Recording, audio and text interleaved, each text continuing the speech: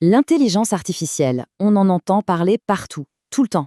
Mais la vraie question, c'est comment on s'en sert pour de vrai pour gagner du temps.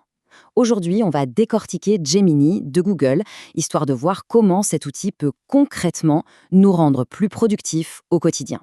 Alors, voilà nos programmes. D'abord, on va voir ce qu'est Gemini et d'où il vient. Ensuite, on plongera dans ses applications pratiques. Puis on verra sa capacité assez folle à comprendre bien plus que du simple texte. Et pour finir, on jettera un œil à ce que la version payante, la version advanced, a vraiment dans le ventre. Allez, c'est parti. Ok, commençons par la base. C'est quoi Gemini? Et surtout, qu'est-ce que ça change par rapport à ce qu'on connaissait avant chez Google? Début 2024, il s'est passé quelque chose. Bard, l'assistant IA de Google, a changé de nom pour devenir Gemini.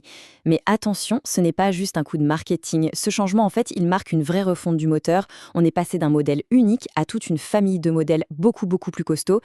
Et en fait, tout est dans le nom. Gemini, ça cache sa plus grande force, la multimodalité.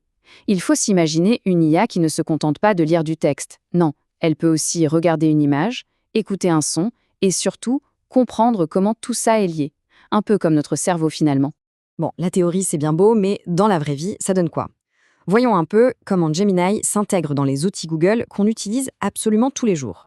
L'idée clé, le mot à retenir, c'est intégration.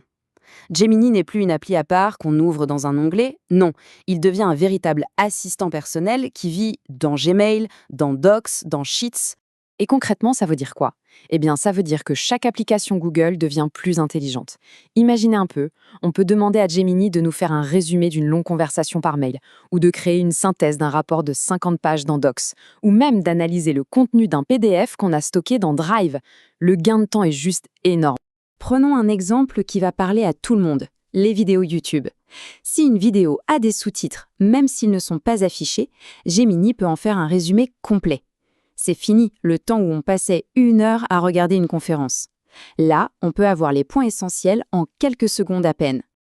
Allez, on passe maintenant à la partie la plus révolutionnaire, je pense. La capacité de Gemini à comprendre des informations qui vont bien au-delà du simple texte. C'est exactement ça la promesse de la multimodalité. Au lieu de traiter le texte d'un côté, l'image de l'autre et le son encore ailleurs, l'IA analyse tout ça en même temps pour comprendre le contexte global. C'est exactement ce que notre cerveau fait sans même qu'on y pense. Et comme Gemini a été conçu pour ça depuis le début, il peut faire des choses assez bluffantes. Par exemple, on peut lui donner un graphique financier hyper complexe et lui demander de nous l'expliquer simplement. Ou encore, lui montrer une capture d'écran d'un site web et lui demander d'en générer le code. Ce sont des choses qui étaient de la science-fiction il y a peu. Et justement, s'il y a bien un domaine où cette capacité brille de mille feux, c'est la programmation. Pour Google, c'est un axe de développement majeur et pour les développeurs, c'est un outil surpuissant. Sa polyvalence est vraiment impressionnante. Il ne se limite pas à 1 ou 2 langages à la mode. Non, il en maîtrise plus d'une vingtaine. Ça en fait un véritable couteau suisse pour n'importe quel projet de développement. Et bien sûr, dans le lot, on retrouve tous les poids lourds, Python, indispensable en data science, JavaScript pour le web, ou encore SQL pour tout ce qui est base de données. En gros, il couvre la grande majorité des besoins des développeurs aujourd'hui. Et pour finir, pour ceux qui veulent vraiment pousser la machine dans ses retranchements, il y a une option, la version payante, Gemini Advanced. Clairement, cet abonnement, il est pensé pour les utilisateurs intensifs, ceux qui ont besoin d'un raisonnement plus poussé et qui doivent traiter des volumes d'informations absolument gigantesques. Le vrai saut quantique, on le voit sur la ligne fenêtre de contexte. On passe de 128 000 tokens à 1 million de tokens. Pour faire simple, un token, c'est un petit bout de mot. Passer à 1 million de tokens, c'est comme si on passait d'une mémoire capable de lire quelques pages à une mémoire qui peut lire un livre de 1500 pages en une seule fois. On peut lui donner un document énorme et lui poser n'importe quelle question dessus. Ça change complètement la donne pour la recherche. Alors, la question à 20 $, est-ce que ça les vaut?